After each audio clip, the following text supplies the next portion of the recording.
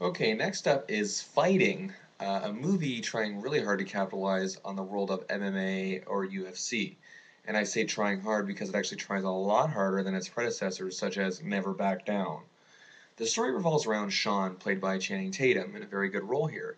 A street vendor who's really not sleazy, but just needs to make a few bucks to survive.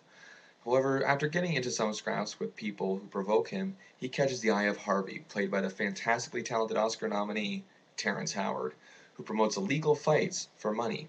However, Harvey is not one of those sleazeball promoters you would think a movie like this would have, and in other cases, does have. He's laid back, cool, and he's actually a guy who's not really a bad person. He's just a decent guy involved in very shady and very questionable circumstances.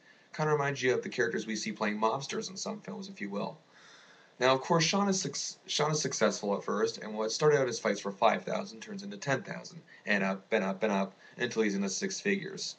And of course, we get the inevitable love story between Sean and Zule is played by Zule Hinao, who is a single mom who waitresses at a bar where the fighters hang out. She's actually got a very nice presence to this role and brought a lot more to it than she had any right to. There's also great supporting work as well, I gotta mention, from Altagracia Guzman, who plays a relative of Zule's, and we never figure out what relative she really is, but I'm assuming grandmother. But she actually brings something well to this movie, which is what supporting characters in any movie should do, and I wasn't expecting it. There's also, I also gotta say as well, Tatum does deliver, in my opinion, his best performance to date, and he fits his role perfectly. And it's also hard not to like Terrence Howard in any film, no matter how good or bad it is. And he creates an intriguing character stuck in a shady world. And I also like despite the predictability of the impending romance of Sean and Zule, that it's not just some wham bam thank you ma'am type of fling so many movies try to pass off as real love. No, this film actually builds it up and makes it believable. Now the dialogue here is actually, I gotta say, fresh and real sounding than any others than I ever would have imagined that this a movie like this would ever be.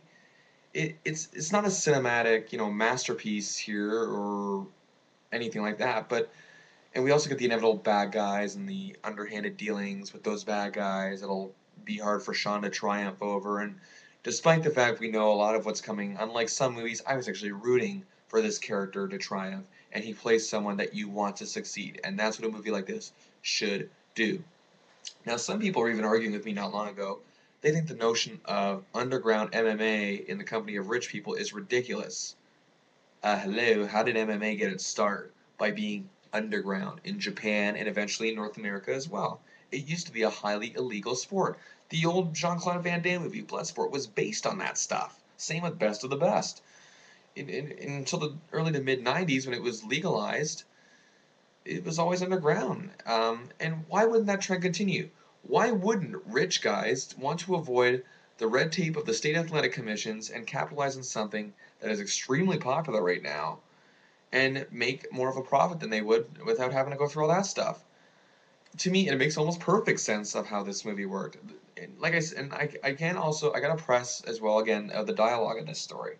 It is it is interesting and it makes the characters interesting. The characters are a lot more interesting than the previews made this up to be. When I saw the previews for this, I'm just thinking, oh yay, another MMA movie.